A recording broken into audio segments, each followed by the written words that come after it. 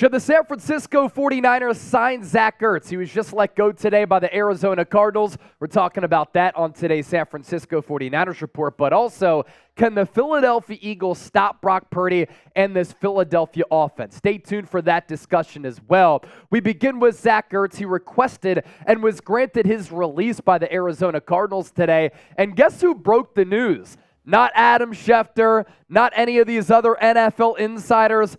J.J. Watt. He tweeted this afternoon on this fine Thursday, trying new things in retirement, so let's steal Adam Schefter's job for a day. Tight end Zach Ertz has requested and has been granted his release from the Arizona Cardinals. The three-time Pro Bowler plans to sign with a contender and make a run at his second Super Bowl ring. In quotes, little bit of a joke, this is easy, Adam. Zach Ertz is certainly an interesting name. We talked about him in the lead up to the NFL trade deadline because seemingly San Francisco has never been able to shore up the backup tight end position behind George Kittle. They drafted Cameron Latou. They drafted Braden Willis. Cam Latou wasn't going to make the roster. They put him on season-ending IR instead to see if he can cure some of those drop issues. And Braden Willis hasn't really been in the equation either on the Niners practice squad. And with Ertz, interesting player because he might be able to give San Francisco a little bit of a boost as a tight end who can't really block all that well. He's never been a blocker, but could be a receiving threat at that tight end spot. He does have to go through waivers. A lot of the buzz right now surrounding Ertz is that he's going to go back to the Philadelphia Eagles, where he was drafted in the second round out of Stanford in 2013. So the NorCal ties are there for Ertz and maybe the Niners. San Francisco is 30th on the waiver claim list. So if they don't want him to go to Philadelphia, the Eagles right now 32nd on the waiver claim list. It's basically the NFL draft order. That's how the waiver claim list order goes as well. But Zach Ertz, of course, at this point of his career,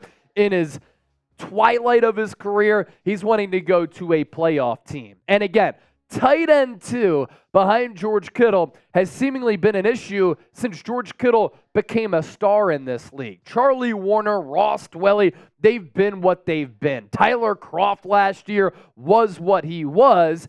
The issue with Zach Ertz is the contract, the age, as well as some of the injuries that are starting to rack up a little bit. If the Niners were to claim him on waivers, pretty expensive player. Going into this year, had a cap hit in 2023 of $11.5 million. The cap hit in 2024 is $12.5 million. That's a lofty sum for a player who's clearly declining. There is a 2024 potential out, which would require a $5 million dead cap hit charge. As for the injuries starting to pile up, when he was with the Eagles, as we're about to show you, he was a very durable player. But as he's gotten a little bit older, that's when the statistics have decreased, whereas the injuries have increased. 2022, he tore his ACL, comes back from that. He was put on IR in October of this year with a quad injury and is 33 years old. Right now, this is the San Francisco 49ers depth chart. You have George Kittle at tight end 1, Ross Dwelly at tight end 2, and Charlie Warner at tight end 3. With Ertz, what he did from 2013 to 2020 was really impressive with Philadelphia. For a long time there, he was one of the best tight ends in football. Not a guy like George Kittle who is physical after the catch, but was very reliable and very productive. He doesn't really bring you that menacing option to bring down in the open field for opposing defenses, but soft hands, really, really good route runner out of the slot. And from 2013 to 2020, these were his per year averages. He averaged 14 and a half games. Really good, because back then a 16-game regular season schedule targeted a lot. 104.5 times per season, where he reeled in about 70 catches. Yards, nearly 760 yards per catch. He was a first down machine, and touchdowns per year at 4.5. He was so good for so long with Philadelphia. He is number 2 in franchise history in receptions, just 10 behind tying Harold Carmichael. But then from 2021 to 2023, you look at his per year averages and the games played. They've gone down to 11.3, Targets have gone down by about 30 to 74.7. Receptions down to 49 plus. Yards obviously down. Yards per catch still pretty good. And touchdowns, they have decreased as well. What's interesting about the idea of bringing in Ertz, you get to shore up the backup tight end spot behind George Kittle. And with the Niners personnel packages, they do use tight ends a lot. The Niners play 21 personnel on 37.4% of their offensive snaps and 22 personnel on 13.1% of their offensive plays. They are 31st in 11 personnel, which is 3 wide receiver sets with 1 running back.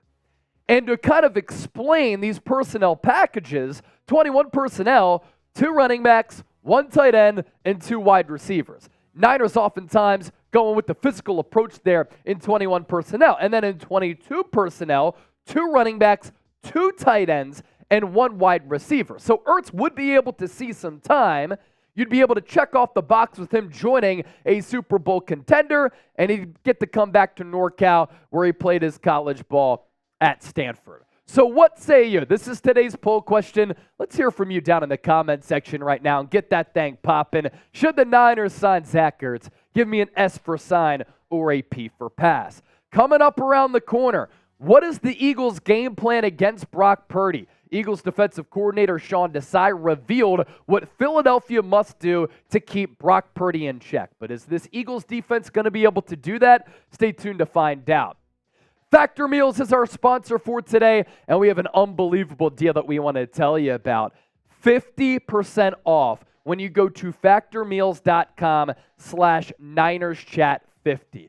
If you're looking for special occasion meals during the holidays, you can level up with the Gourmet Plus options from Factor. Even better, though, you can skip the stress of meal prepping over the holidays with Factor and choose from their 35-plus weekly flavor-packed, fresh, never frozen meals that support a healthy lifestyle and meet your meal preferences. And everything is delivered right to your door, and they're ready to eat in just a couple of minutes. You need an extra boost to support your wellness goals and feel your best during the holidays? You can try their Protein Plus meals with 30 grams of protein or more per serving. They have vegetarian options as well, which I tried this past week. I do like to eat meat, but sometimes I like to switch it up a little bit. Also, they have refreshing beverage options like cold-pressed juices, shakes, as well as smoothies. And with Factor, you can be rest assured you're making a sustainable choice. They offset 100% of their delivery emissions and source 100% renewable electricity for their production sites and offices. So one more time, it is 50% off. Limited time only. Factormeals.com/NinersChat50. So many options here. All really good, and they're all healthy for you. Get signed up today. Let's talk about Brock Purdy to round out this individual segment here. Brock against the Birds. Purdy returning to Philadelphia at Lincoln Financial Field, where he injured his elbow last year in the NFC Championship game. His season came to an end at that stadium. The Niners season came to an end at that stadium. And now San Francisco looks to exact revenge. And a lot of Eagles fans don't realize how well Purdy has been playing. I'm from the Philadelphia area. I've been listening to some Philadelphia sports talk radio this week. They don't think that Purdy is an upper echelon quarterback. I do, because the eye test tells me that he is really legit, and the numbers tell me that he's been one of the best quarterbacks in the NFL. When you're 6th in NFL MVP odds, you're having a whale of a season. Completion percentage, number 1. Yards per attempt, QBR, quarterback rating, air yards per attempt, all atop the NFL. And then you look more so at some of these efficiency numbers. Yards, number 8. A lot of people like to say, oh, he has the running game with Christian McCaffrey. All they do is run with CMC. He's still thrown for the 8th most yards this year. And then 10 to 19 yards, 20 to 29 yards, 30 to 39, 40 to 49. All air yard throws here. Here's where he ranks across the National Football League among all quarterbacks. 7, 3, 4, and 3. Looks pretty damn good. And when you match him up against this Philadelphia Eagles defense, individually their secondary, and you think about what this Niners offense is capable of doing, we could see a shootout in Philadelphia on Sunday. And hopefully we're not robbed like we were in the NFC Championship game last year of a potentially all-time great matchup. Most passing touchdowns allowed this year, the Eagles secondary has really struggled. And what's the consistent theme here among these four teams on your screen right now? Commanders, bad team. Bears, bad team. Cardinals, bad team.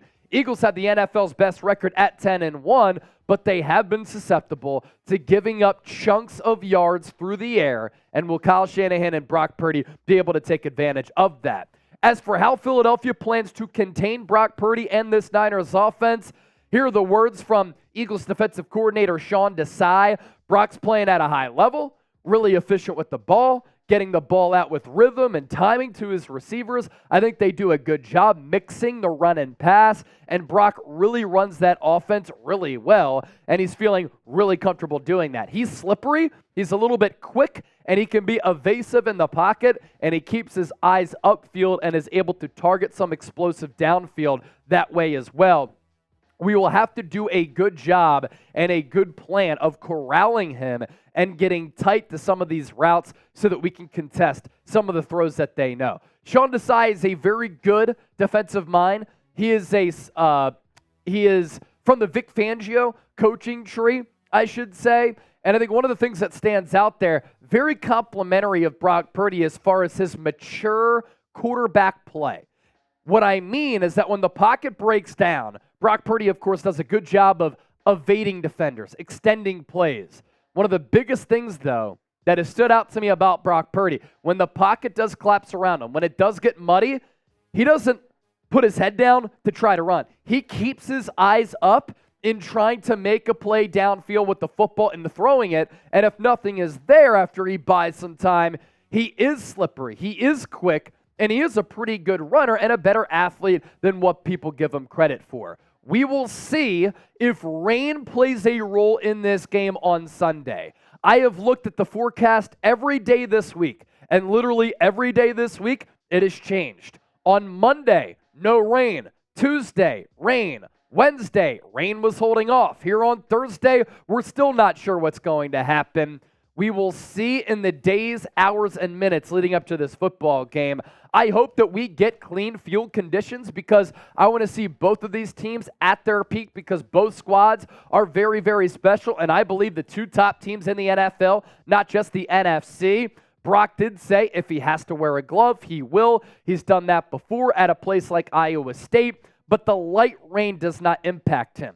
I will say how he performed in the rain against the Cleveland Browns does concern me if the rain is coming down consistently in Philadelphia on Sunday. The Eagles do struggle, ladies and gentlemen, at defending the middle area of the field. That is, of course, the Niners' forte in the passing game. And I think that George Kittle could have a really big day because Brock Purdy is so good at layering balls into that intermediate area, but his sight line is excellent in between the numbers and in between the hashes, and that's where the Eagles have really struggled defensively. San Francisco is going to need to pass protect. The Niners have only given up one sack over the last 3 weeks, which is great, but this is a really good, deep, talented Eagles defensive line that is 11th in the NFL in sacks. They have a really good pressure rate. And if this Niners offensive line can't run block and can't pass block, it's going to be a long day. And while this Niners offensive line has only given up one sack in 3 weeks, credit to them, week 6 through 12, Brock Purdy had the lowest percentage of throws from a clean pocket. That's really a credit to Brock Purdy for being able to get rid of the football, even though he was getting pressured and didn't have a clean pocket. I'm not a massive analytical guy. I think it's really important to rely on numbers from time to time, but there has to be a little bit of a gut feel and an eye check. The eye check, Brock Purdy's been able to pass it, but a graph like this is very interesting, right? Because this shows you in that far corner that Brock Purdy, the lowest percentage of throws from a clean pocket in the NFL, week 6 through 12. If this repeats itself against Philadelphia, Niners offense could struggle a little bit. That's why this offensive line is going to have to pass protect. So will Purdy play well against the Eagles? Take a guess. Look into your crystal ball. Let me know what you're feeling with your gut. Y for yes or N for no.